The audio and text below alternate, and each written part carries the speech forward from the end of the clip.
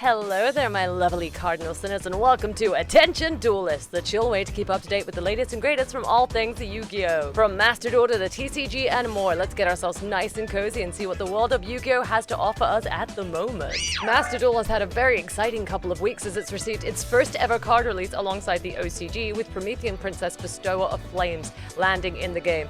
This beautiful looking card is not only pretty to look at and definitely a waifu contender, but has the power to strengthen fire-based decks with her handy ability to special summon fire monsters from grave, or bringing herself back to the field from grave whilst popping an opponent's monster. Whether it's for link climbing or reviving some fire monsters, this waifu is proving to be a powerful asset. Promethean Princess Bestower of the Flames released in the new selection pack a record of noble spirits alongside some support for archetypes like Virtual World, Infinitrack, Constella Tellarknights, and more. So if you want a fiery Yu-Gi-Oh! Waifu, you know, that isn't me, grab yourself some of the selection pack Record of Noble Spirits over on Master Duel. Master Duel has also seen 2 new secret packs arrive in the game, combining a couple of archetypes into handy packs you can pull from to build yourself a deck at, slightly cheaper cost. Hooray! Fires of Scorching Bond will help you build a spicy Libromancer deck, whilst Treasures of the Cosmic Ocean will help you put fire resonators together. I mean Goatee. Yep, Goatee, which definitely isn't just stronger resonators, but water. Oh yeah, and there's Ice Jade in it too. You can get those in that pack. So lots of new things in Master Duel to pull from and hope for a spicy royal. Master Duel has rounded up the Duelist Cup October 2023, and we'll get to see what archetypes and decks have ended up topping in the global ranking. I guarantee you'll never guess, honest. Starting off taking first and second place was Pearly, the cute deck with a feisty punch, and taking the number 3 spot was a Labyrinth with a little bit of a Shizu in it for kicks. If you're looking for some deck inspiration or are curious what decks were the big dogs of the event, then you'll be able to find them all online. I will leave a link in the description. And rounding off our Master Duel news, Master Duel sees itself getting a wee small ban list update with just 4 cards being changed. Weirdly small amount, but okay. Cyber Angel Ben 10 sees itself going back up to 3 allowed in a deck, as does Tri-Brigade Fractal, while Pot of Extravagance is reduced down to limited at only 1 copy a deck, as well as a Pointer of Red Lotus making its way onto the ever so spicy Forbidden list. Do you think these changes will have an impact on the current state of Master Duel? Let us know in the comments. And now let's get up to speed with the Yu-Gi-Oh! TCG!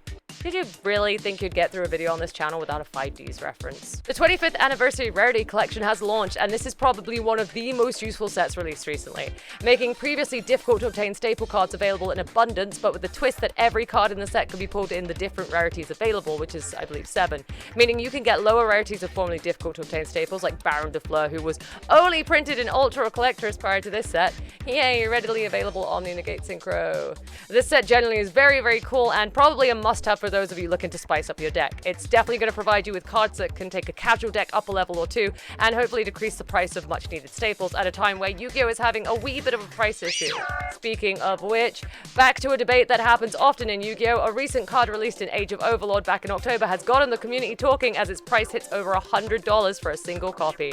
SP Little Knight, a Link 2 monster card, has seen its prices hitting well over $100, and as many players consider the card to be a must-have extra deck card, understandably the community is not very impressed. For those of you wondering, how broken is this card to be hitting such a steep asking price? SP Little Knight allows you to banish 1 card from field or graveyard when link summoned with another extra deck monster, whilst also giving a quick effect where you can banish one of your monsters and your opponent's monsters, allowing for a spicy turn disruption.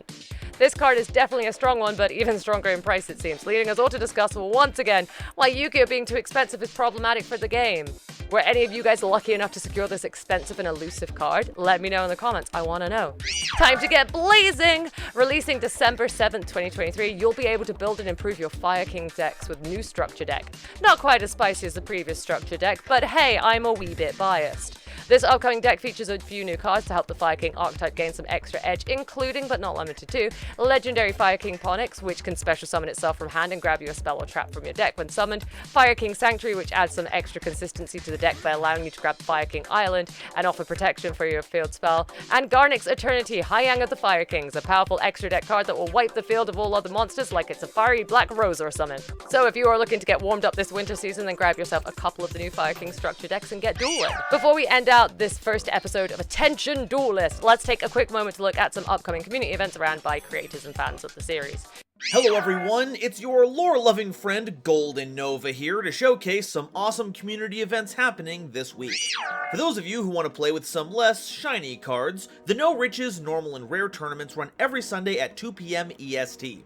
You can participate in these events by joining the Discord linked in the description. If you want to see some unique deck building and matches that don't include any of those pesky ultra or super rares, be sure to give this tournament a shot.